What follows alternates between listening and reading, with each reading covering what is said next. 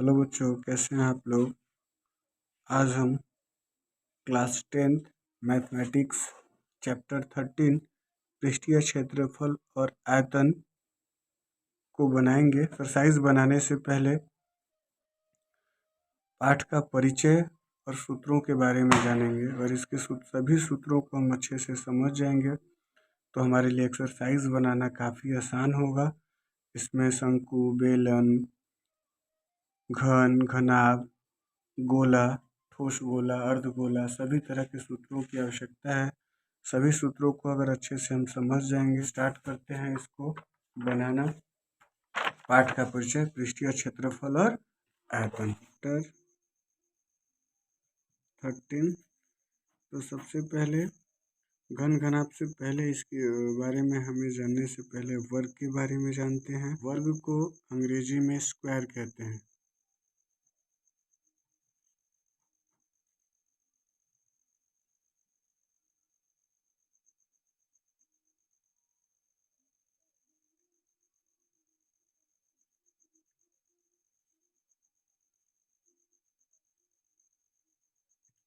वर्ग की चारों भुजाएं आपस में बराबर होती हैं और चारों कोण 90 डिग्री के होते हैं।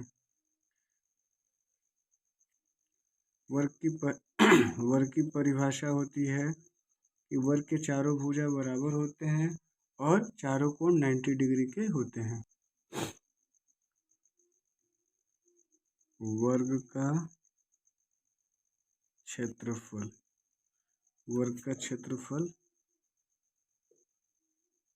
भुजा गुने भुजा, अर्थात यहाँ से यहाँ तक ये और यहाँ से यहाँ तक ये। अगर ये ए है तो ये भी ए, ये भी ए और ये भी ए। तो a into A equal to a square या भुजा स्क्वायर। वर्ग का परिमाप, वर्ग का परिमाप होता है, यानी कि परिमाप को इंग्लिश में बाउंड्री कहते हैं। ये वाली क्षेत्र और यहाँ से ये वाली क्षेत्र, फिर यहाँ से ये वाली क्षेत्र और पुनः यहाँ से ये वाली क्षेत्र। अगर इसे हम ए मानते हैं, a plus a plus a plus a equal to 4a, अर्थात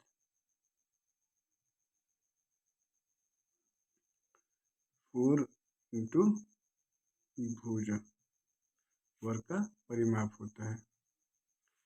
और वर्ग का विकर्ण, वर्ग का विकर्ण, विकर्ण तो आप लोग जानते ही होंगे, इस कोने से इस कोने की दूरी को विकर्ण।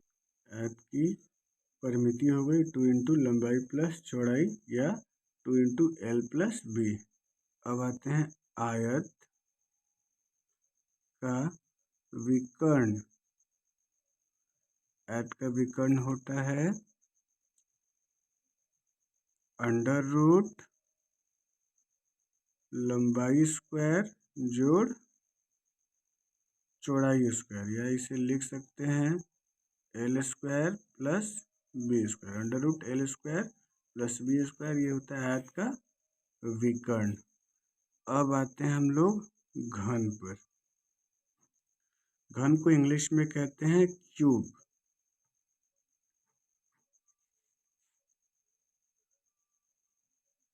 घन एक ऐसी आकृति है जिसके 6 सतह होते हैं, यानी 6 वर्गाकार आकृति से घिरी हुई क्षेत्र, जैसे आपके लूडो छक्का के पास।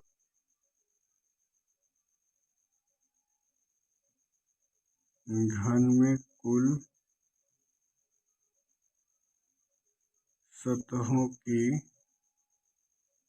संख्या 6, शीर्षों की संख्या 8 और किनारों की संख्या 12 होती है।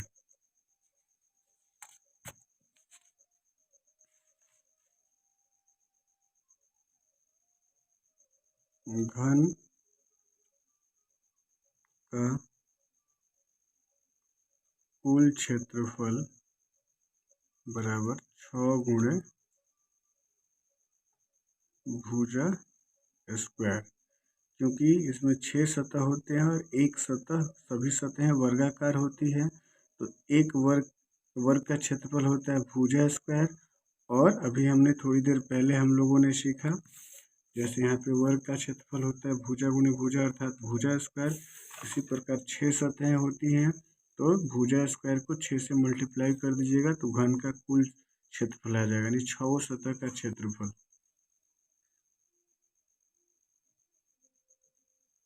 घन का बाहरी क्षेत्रफल, बाहरी भाग का क्षेत्रफल इक्वल टू 4 इंटू भुजा स्क्वायर, अर्थात 4 सतहों की क्षेत्रफल निकालनी है, लेफ्ट, राइट एंड ईस्ट और वेस्ट। घन का आयतन,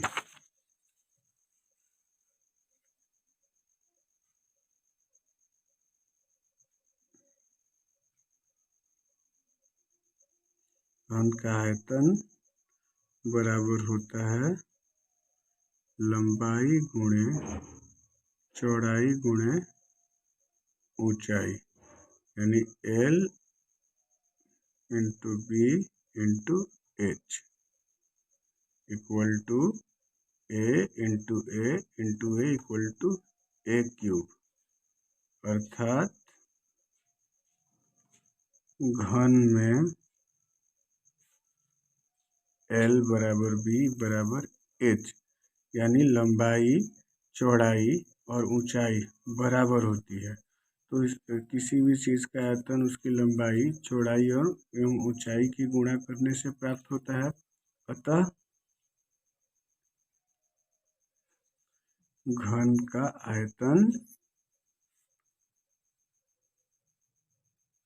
भुजा क्यूब या ए का और 3, जिसे क्यूब कहते हैं। घन का विकर्ण, घन का विकर्ण अर्थात एक शीर्ष से नीचे, ऊपर वाली शीर्ष से नीचे वाली शीर्ष की बीच की दूरी, जिसे अंग्रेजी में डायगोनल कहते हैं, √3 इंटू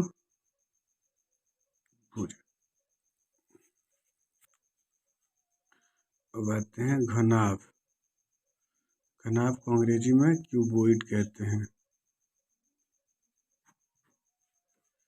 घनाभ अर्थात 6 आयताकार आकृति से 6 आयताकार सतहों से घिरी हुई क्षेत्र को घनाभ कहते हैं, जैसे कि हमारे घर का कमरा या ईंट भी एक घनाभ के आकार का होता है, जिसमें लंबाई बड़ी होती है चौड़ाई और ऊंचाई की अपेक्षा। कभी कभी इसमें लंबाई कभी बराबर नहीं होती चौड़ाई और ऊंचाई के, और कभी कभी लंबाई कभी बराबर नहीं होती लेकिन चौड़ाई और ऊंचाई बराबर हो सकते हैं। तो हम लोग घनाभ का कुल क्षेत्रफल, घनाभ का कुल क्षेत्रफल 2 into L B plus B into H plus H into L, अर्थात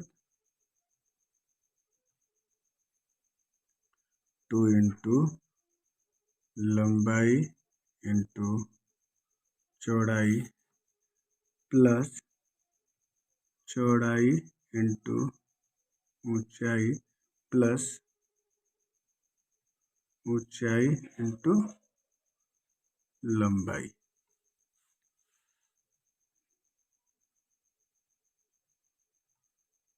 घनाभ का बाहरी भाग का क्षेत्रफल 2 इंटू लंबाई प्लस चौड़ाई इंटू ऊंचाई, अर्थात 2 इंटू लंबाई प्लस चौड़ाई इंटू ऊंचाई। घनाभ का आयतन, घनाभ का आयतन, घनाभ का आयतन होता है लंबाई गुणे चौड़ाई गुणे ऊंचाई, यानी लंबाई गुणे चौड़ाई गुणे ऊंचाई। घनाभ का विकर्ण, विकर्ण अर्थात यहाँ से ये वाली दूरी, यहाँ से ये वाली दूरी, ये आपका हो गया लंबाई, ये आपका हो गया चौड़ाई, और यहाँ से ये वाली दूरी हो गई आपकी ऊंचाई। तो लंबाई गुणे घनाभ का आयतन लंबाई गुणे चौड़ाई गुणे ऊंचाई। घनाभ का विकर्ण यानी अंडर रूट लंबाई स्क्वायर जोड़ चौड़ाई स्क्वायर जोड़ ऊंचाई स्क्वायर, अंडर रूट आप निकाल देंगे तो घनाभ का विकर्ण निकल जाएगा। अब आते हैं बेलन। बेलन अर्थात इसको इंग्लिश में सिलेंडर कहते हैं।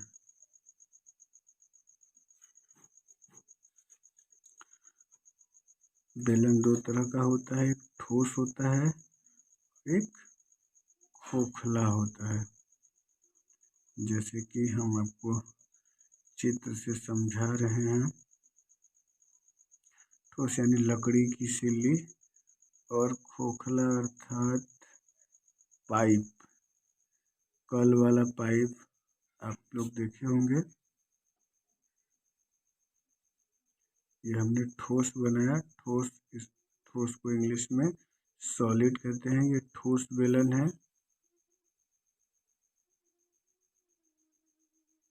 पूरा भरा हुआ, जैसे लकड़ी का सिल्ली जो होता है पूरा भरा हो तो उसमें स्पेस नहीं होता है।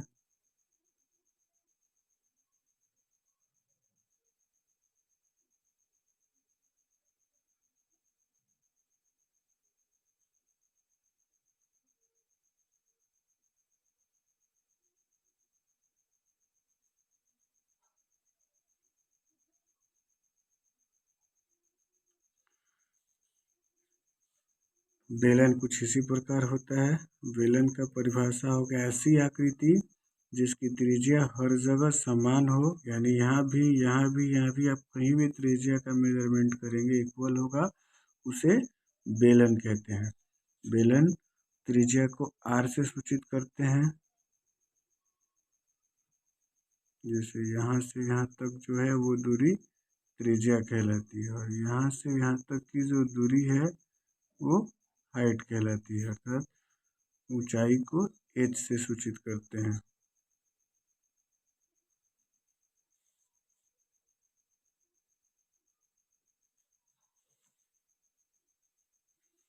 चलिए अब इसका वक्र पृष्ठीय क्षेत्रफल और संपूर्ण पृष्ठीय क्षेत्रफल। वक्र पृष्ठीय का मतलब होता है,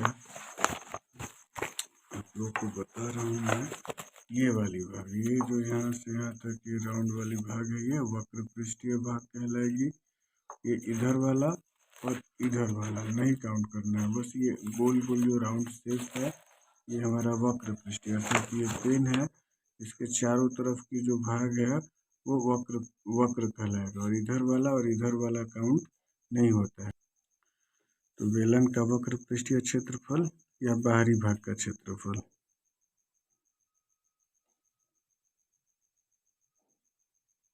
बेलन का वक्र पृष्ठ का क्षेत्रफल 2πr/h।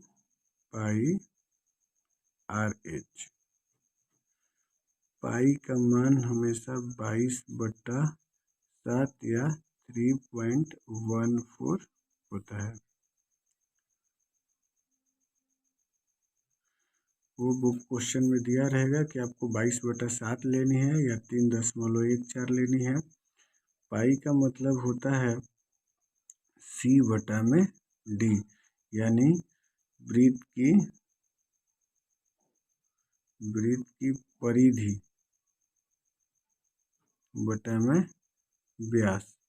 अगर वृत्त की परिधि और व्यास का अनुपात, हम किसी भी वृत्त और परिधि का व्यास का अनुपात हम निकालेंगे तो 22/7 के रूप में ही आता है। अतः पाई का वैल्यू हम लोग 22/7 और इसे दशमलव में 3.14 मान लेते हैं। और प्रश्न में दिया रहता है कि पाई की वैल्यू 22/7 लेनी है। बेलन का संपूर्ण पृष्ठ का क्षेत्रफल, देखिए ये वक्र पृष्ठ का तो हो गया 2πr/h प्लस संपूर्ण पृष्ठ में क्या होगा कि ये वाली भाग जो है एक नीचे वृत्ताकार है और एक ये ऊपर वृत्ताकार है, यानी वृत्त का क्षेत्रफल होता है πr² प्लस πr², ये वाली वृत्त और फिर ये ऊपर वाली वृत्त, क्योंकि वक्र में तो ये पूरा गोल वाला शेप का क्षेत्रफल हो गया और संपूर्ण में ये नीचे वाला भी वृत्ताकार होता है, ये ऊपर वाला भी। 2πr/h प्लस πr² हो गया 2πr², 2 कॉमन ले लेते हैं, 2πr कॉमन ले लेते हैं, इधर h बचा और 2 r में से 1 r गया तो 1 r बच गया। अर्थात बेलन का संपूर्ण पृष्ठ का क्षेत्रफल 2πr/h into h plus r। बेलन का आयतन बराबर πr²h। अब हम लोग लेते हैं खोखला बेलन।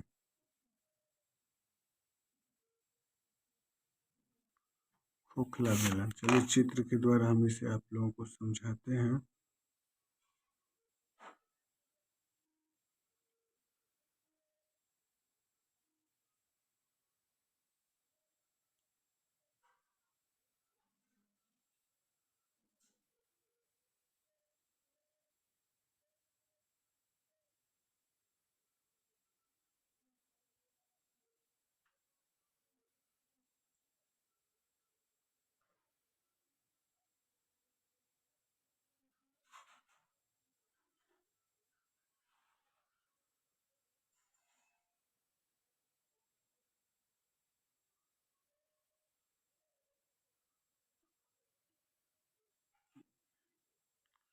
अर्थात ये वाला भाग जो होता है इसकी कुछ बाहरी सतह का कुछ अंदर की मोटाई कुछ होती है। जैसे पाइप हम लोग देखते हैं, पाइप जिसे कल नल बोरिंग वगैरह में जिसका इस्तेमाल किया जाता है, तो पाइप के अंदर की कुछ त्रिज्या होगी और पाइप के बाहर का भी कुछ त्रिज्या, अर्थात यहाँ से इस जगह जो त्रिज्या होगी इसे हम छोटा यानी मान लेते हैं ये छोटी त्रिज्या हो गई, और फिर इसी जगह से बाहरी भाग तक, इस भाग तक, यहाँ तक जो होती है उसे कैपिटल आर मान लेते हैं। अब छोटी आर बराबर अंदर की त्रिज्या, अंदर की, और कैपिटल आर बाहर की।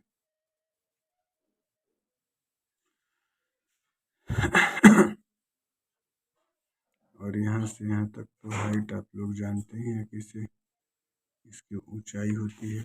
खोखले बेलन का कुल क्षेत्रफल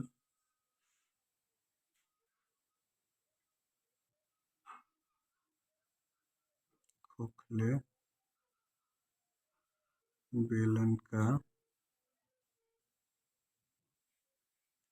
कुल क्षेत्रफल, खोखले बेलन का कुल क्षेत्रफल होता है 2π into capital R plus small r, यानी बड़ी त्रिज्या में छोटी त्रिज्या को जोड़िए, इंटू हाइट प्लस बड़ी त्रिज्या में से छोटी त्रिज्या को घटा दीजिए, अर्थात 2π into r plus r into h plus r minus are.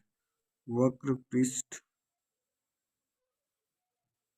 पृष्ठ का क्षेत्रफल आपका होगा 2πh H into capital R plus small r। अब खोखले बेलन का आयतन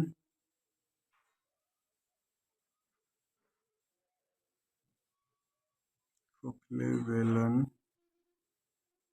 का आयतन बराबर क्षेत्रफल इंटू ऊंचाई, अर्थात क्षेत्रफल में ये और इस क्षेत्रफल में इस बेलन के क्षेत्रफल में ऊंचाई से मल्टीप्लाई कर दीजिएगा तो खोखले बेलन का आयतन आ जाता है। अब हम लोग आएंगे शंकु।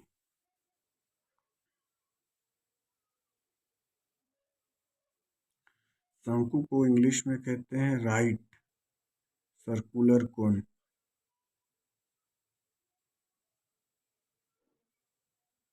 Right circular cone. शंकु अर्थात ऐसी आकृति या भाग जैसे जोकर की टोपी या बर्थडे बॉय की टोपी, आप जो समझ सकते हैं। आकृति मैंने बना दी। यहाँ से और यहाँ तक की दूरी जो होती है वो हाइट कहलाती है, यानी यहाँ से O यानी A से O की दूरी ऊंचाई कहलाती है। यहाँ से यहाँ तक ये हाइट हो जाएगा और ये जो हमारा होता है तिर्यक ऊंचाई, इसे L से सूचित करते हैं। AB हमारा हो जाएगा L, जिसे हम लोग तिर्यक ऊंचाई कहते हैं। और AO हमारा होता है H, जो कि ऊंचाई होता है। और OB हमारा होता है त्रिज्या।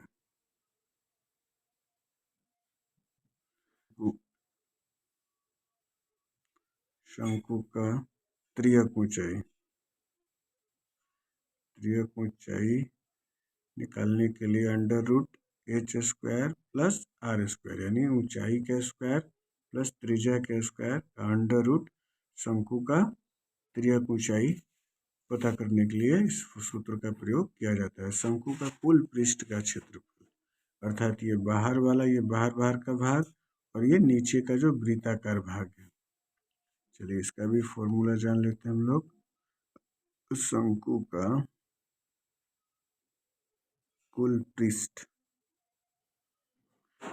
पृष्ठ का क्षेत्रफल, यानी कि ये जो बाहर वाला भाग है इसका भी और जो अंदर वाला भाग है यानी नीचे वाला जो वृत्ताकार है वो भी। शंकु का कुल पृष्ठीय क्षेत्रफल होगा पाई आर एल, ये बाहर वाला जो भाग है, और प्लस इस नीचे वाले जो वृत्ताकार क्षेत्र है इसका क्षेत्रफल। और वृत्त का क्षेत्रफल आप लोगों को पता ही है पाई आर स्क्वायर।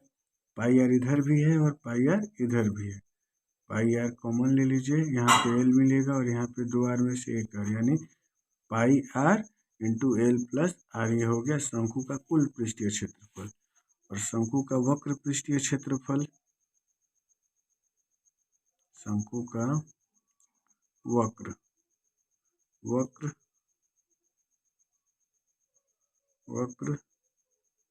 पृष्ठ का क्षेत्रफल, यानी इस बाहर वाले भाग का। वक्र मीन्स ये बाहर वाला भाग और ये बाहर वाला भाग। ये नीचे का जो वृत्ताकार भाग है इसे छोड़ के बाहर भाग का सूत्र होता है पाई आर एल। और पाई का मान तो आप लोग जानते ही हैं कि 22/7 या 3.14 जो दिया रहता है क्वेश्चन में, उसके अनुसार हमें रख के उसका मान ज्ञात कर लेंगे। अब शंकु का आयतन को अंग्रेजी में वॉल्यूम कहते हैं। शंकु का आयतन 1/3 पाई आर स्क्वायर H। शंकु का आयतन जो होता है यानी पाई आर स्क्वायर H/3। अब हम लोग निकालते हैं गोला।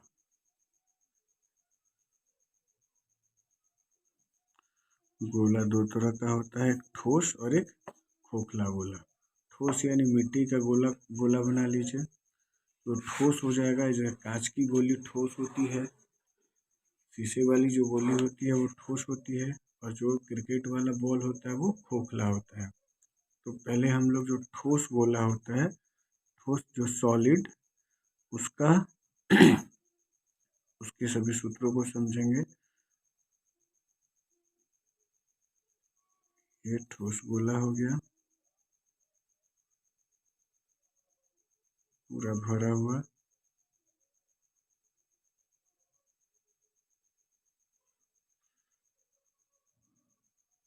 यहाँ से पूरी दूरी व्यास हो जाती है, और यह केंद्र से और परिधि की दूरी को त्रिज्या कहते हैं।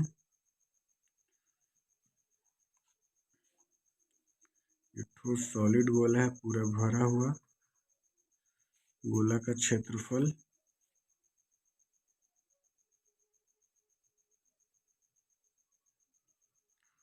ठोस गोले का क्षेत्रफल 4πr² होता है। और गोले का आयतन, सभी ठोस की बात हो रही है तो सबको ये ध्यान रखना है कि खोखला गोले का अलग सूत्र होता है। ठोस गोले का आयतन, ठोस गोले का आयतन होता है 4πr²/3, अर्थात ठोस गोले के क्षेत्रफल में 3 से भाग देने पर उसके आयतन का पता चल जाता है। अब आते हैं हम लोग अर्धगोला या फिर ठोस अर्धगोला। अर्धगोला वो भी ठोस हो, जैसे कि मिट्टी के गोले को 20 से काट दो तो जो बचेगा ठोस, पूरा ठोस अर्धगोला। ये कुछ इस प्रकार होगा।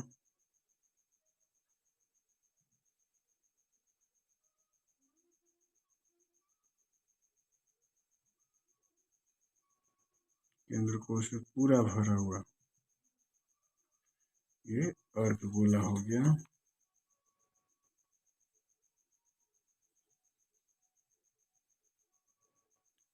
अर्धगोला हो गया। अर्धगोले का क्षेत्रफल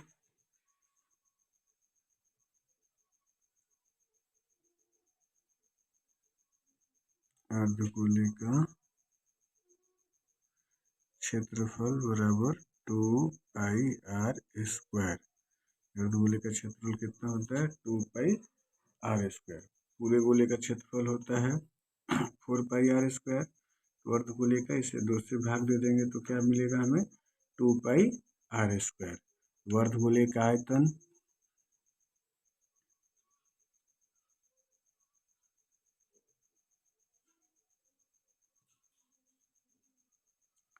अर्धगोले का आयतन 2/3πr², यानी गोले का आयतन क्या होता है? तो होता है गोले का आयतन होता है 4πr²/3।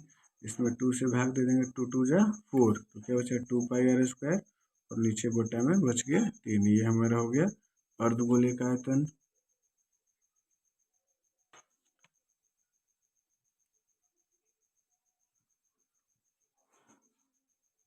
अर्धगोले का कुल क्षेत्रफल 2πr² प्लस πr², क्योंकि अर्धगोला में क्या होता है, ये बाहर वाली भाग तो है ही, ये पूरा ठोस है, तो बाहर वाला भाग का तो क्षेत्रफल हो गया 2πr², लेकिन ये ऊपर का जो ये वृत्ताकार क्षेत्र है, ये ऊपर वाला जो वृत्ताकार है, तो वृत्त का क्षेत्रफल होता है πr²। तो 2πr² को πr² हम जोड़ देंगे तो यहाँ पे हमें मिल जाएगा πr², और तो कॉमन में क्या हो जाएगा? πr² कॉमन ले लेंगे तो 2 + 1 यानी हो जाएगा 3πr²। अर्धगोले का कुल क्षेत्रफल हो जाएगा 3πr²। अब हम लोग आते हैं खोखले गोले की बात करते हैं। खोखला गोला। खोखला गोला को हम गेंद कह सकते हैं। बॉल जो क्रिकेट बॉल होता है वो खोखला ही होता है, वो कुछ इस प्रकार होता है।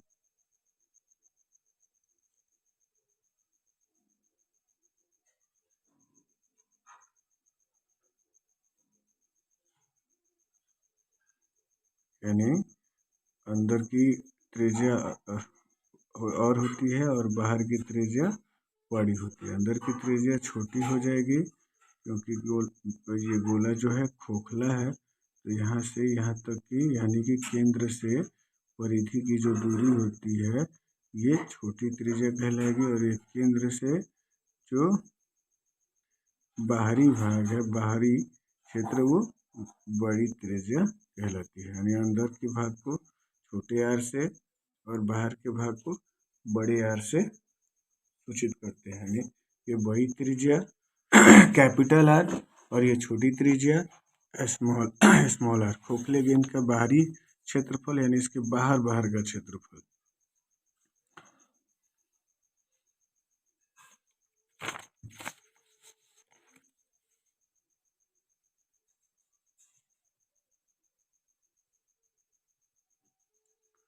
खोखले गोले का बाहरी क्षेत्रफल 4 पाई r स्क्वायर, यानी कि बड़ा वाला बाहरी भाग, ये बड़ा वाला आर लगाएंगे, बड़ी त्रिज्या। बोले गेंद गोले का आयतन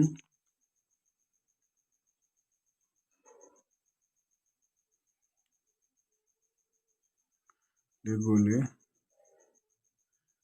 का आयतन हमारा हो जाएगा 4 पाई r क्यूब, 4 पाई r क्यूब बटा में 3 minus 4 pi small r cube बटा में 3, अर्थात बड़ी त्रिज्या में से ये छोटी त्रिज्या 4 पाई कैपिटल आर क्यूब, बड़ी त्रिज्या का पावर 3 बटा में 3 माइनस 4 पाई आर छोटी त्रिज्या क्यूब बटा में 3। यानी ये खोखला गोला है। सॉलिड गोला जो ठोस गोला है पूरा भरा हुआ, उस पर इसका यूज नहीं होगा। खोखले गोले में ही इसका यूज करना है। और क्वेश्चन को हमें ध्यान से पढ़ना है। इसके बाद हम लोग एक एक्सरसाइज भी बनाएंगे और सभी क्वेश्चन को हल करेंगे। तो कौन सा फॉर्मूला कैसे लगाना है, क्वेश्चन को ध्यान से पढ़ेंगे और उससे रिलेटेड सभी प्रश्नों को हम लोग बनाएंगे। तो अभी आते हैं छिन्नक।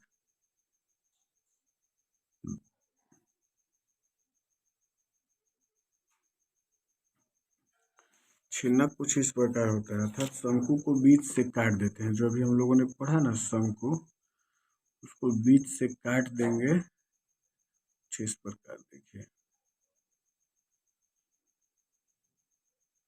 ये हमारा शंकु हो गया, इसको हम लोग अगर बीच से काट देते हैं, इसके ऊपर वाला भाग को काट के हटा दीजिए, ये वाला भाग हटा दिए हम लोग, ये नीचे वाला भाग जो बचता है वो हमारा होता है छिन्नक। क्या होगा?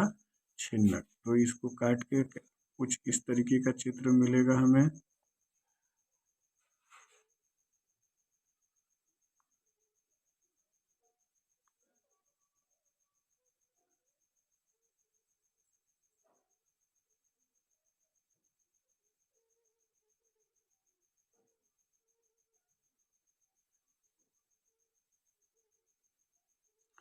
ये जो त्रिज्या होती है इसे हम r1 मान लेते हैं, और ये जो त्रिज्या है हमारा इसे हम r2 मान लेते हैं, क्योंकि इसमें दो त्रिज्याएं होती है, ऊपर वाली त्रिज्या छोटी त्रिज्या और नीचे वाली त्रिज्या बड़ी त्रिज्या। इसे स्मॉल r और इसे कैपिटल R भी आप मान सकते हैं, लेकिन r1 और r2 मानना अच्छा रहता है, ताकि हमारा जो प्रश्न है, जो फॉर्मूला उसे बनाने में आसानी हो।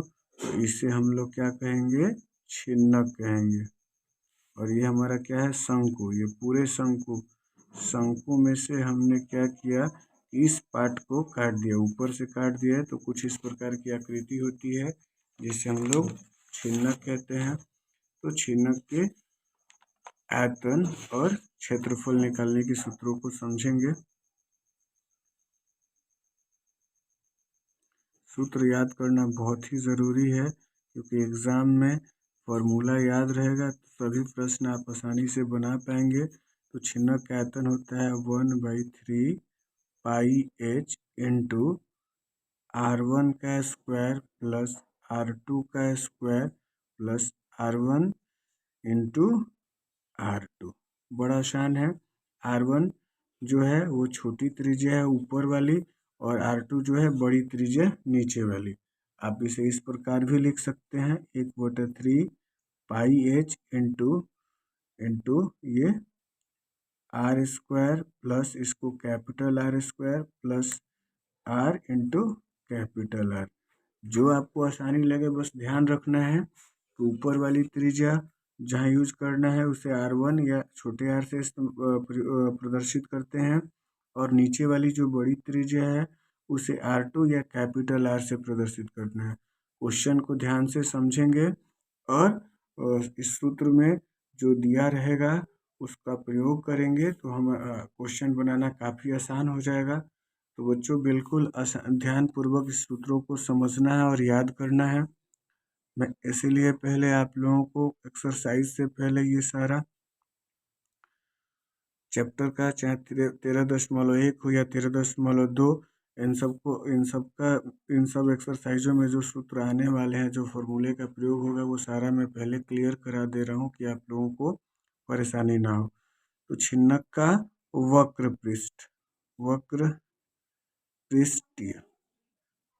पृष्ठीय या वक्र पृष्ठ का क्षेत्रफल। देखिए वक्र पृष्ठ मतलब ये बाहर की भाग की बात हो रही है। ये बाहर वाला, ये ऊपर का वृत्त और नीचे का वृत्त छोड़ देना है। ये बाहर का जो ये भाग है, ये वाला और ये वाला। तो वक्र पृष्ठ का क्षेत्रफल क्या होता है, तो पाई L into R1 plus R2। L क्या होता है, ये वाला तिर्यक ऊंचाई, ये वाली जो भाग होती है वो L होता है, और इसको हम लोग H कहते हैं। यानी L क्या होता है, तिर्यक ऊंचाई, यानी पाई L into R1 plus R2। इसे क्या लिख सकते हैं हम लोग, पाई L इंटू छोटा r प्लस बड़ा r।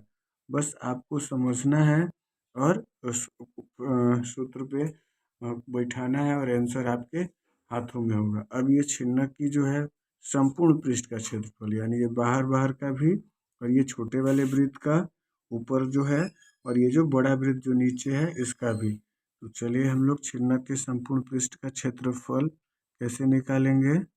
छिन्नक का संपूर्ण या कुल पृष्ठीय क्षेत्रफल, कुल पृष्ठ क्षेत्रफल देखिए पाई L into R1 plus R2 plus pi into R1 square plus R2 square. बड़ा आसान है, इसे समझ लेना। अगर हम ऐसा कर लेते हैं तो ठीक है, नहीं तो इसकी जगह पे लिख सकते हैं पाई L इंटू R1 की जगह R प्लस ये हो जाएगा हमारा कैपिटल R प्लस पाई, फिर इसकी जगह R square plus capital R square. बहुत ही आसान है समझना। तो बच्चों हम लोग सभी एक्सरसाइज में आने वाले सभी सूत्रों को हम लोग जान चुके हैं। अब हम लोग करेंगे एक्सरसाइज NCERT को अब लाते हैं।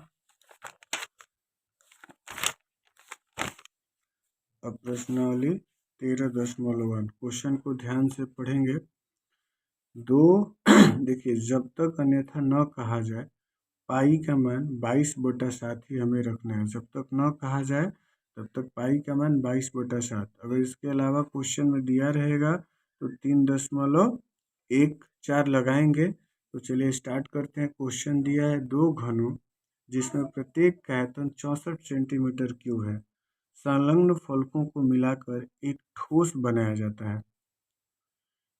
इससे प्राप्त घनाभ का पृष्ठीय क्षेत्रफल ज्ञात कीजिए। दो घनों जिससे प्रत्येक का आयतन इतना है कि संलग्न फलकों को मिलाकर एक ठोस बनाया जाता है।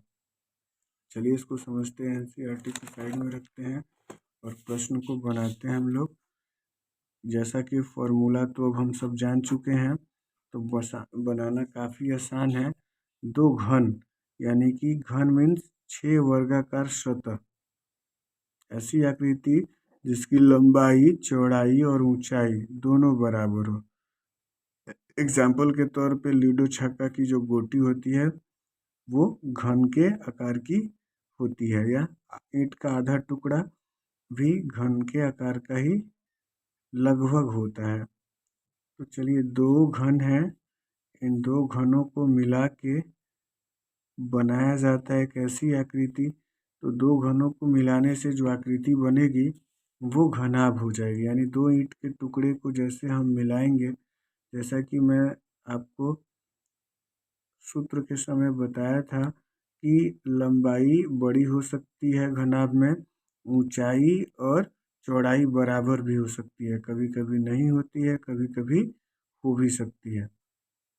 तो क्वेश्चन में दिया है ये दो घन को मिला के, ध्यान से समझेंगे तो बनाना काफ़ी आसान हो जाएगा। और एक घन और इस घन को दो घन मिला दिए, संलग्न करना का मतलब जोड़ना। दोनों घनों को जोड़ने के बाद हमें जो आकृति प्राप्त होती है उसे हम घनाभ के आकार की आकृति कह सकते हैं। अब दिया है क्वेश्चन में, जो दिया है उसे हम ध्यान से पहले लिख लेंगे। अब क्या क्या दिया है, तो घन का आयतन दिया है, आयतन दिया है कितना, 64 सेंटीमीटर क्यूब।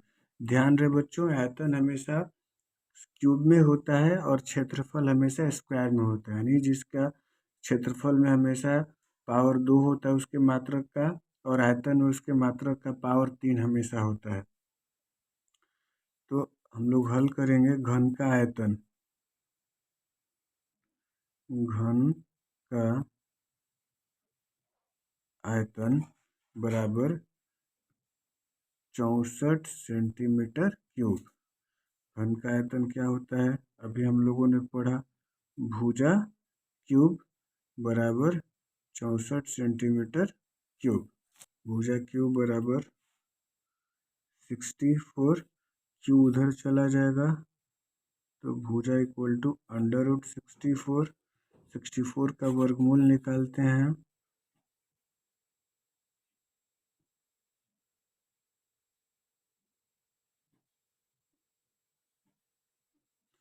4 से हम इसलिए ले गए कि ये जो पावर क्यूब है वो यहाँ आके 3 पेयर में आ जाता है, तो इस इन 3 के लिए हमें 1 4 प्राप्त होगा।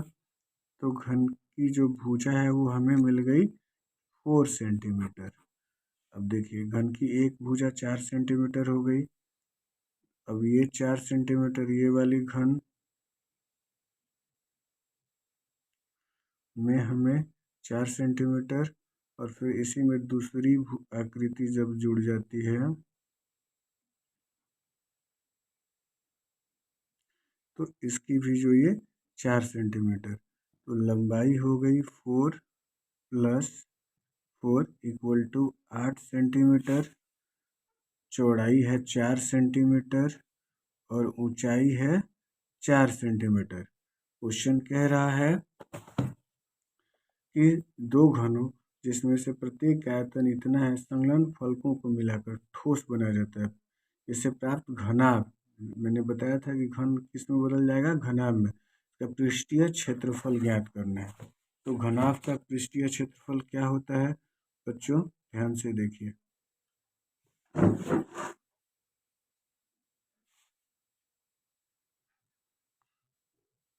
घनाभ का पृष्ठीय क्षेत्रफल, आपका पृष्ठीय क्षेत्रफल 2 × LB + BH + HL, यानी लंबाई गुणे चौड़ाई प्लस चौड़ाई गुणे ऊंचाई प्लस ऊंचाई गुणे लंबाई। तो लंबाई कितनी है हमारी 8 और चौड़ाई कितनी है 4 सेंटीमीटर, प्लस चौड़ाई है 4 सेंटीमीटर और ऊंचाई है 4 सेंटीमीटर, प्लस ऊंचाई है 4 सेंटीमीटर इंटू लंबाई है 8 सेंटीमीटर। 8 चौके 32 प्लस 4 चौके 16 प्लस 8 चौके 32, तो इंटू 32 और 32 64 और 6 80, 160 सेंटीमीटर स्क्वायर आंसर। दोस्तों आज बस इतना ही। कल इस अगले वीडियो में ये पूरा एक्सरसाइज हम लोग बनाएंगे, अच्छे से बनाएंगे। तब तक आप लोग इस वीडियो को अच्छे से देखेंगे, सूत्रों को याद करेंगे और जिस तरीके से मैंने बनाया है इस प्रश्न को आपको रिवीजन करना है। फॉर्मूले को स्क्रीनशॉट लेके याद कर सकते हैं, वीडियो को पुनः रिवर्स करके देख सकते हैं। अगर वीडियो अच्छा लगे, आपको समझ में आए तो लाइक शेयर और कमेंट करें। धन्यवाद।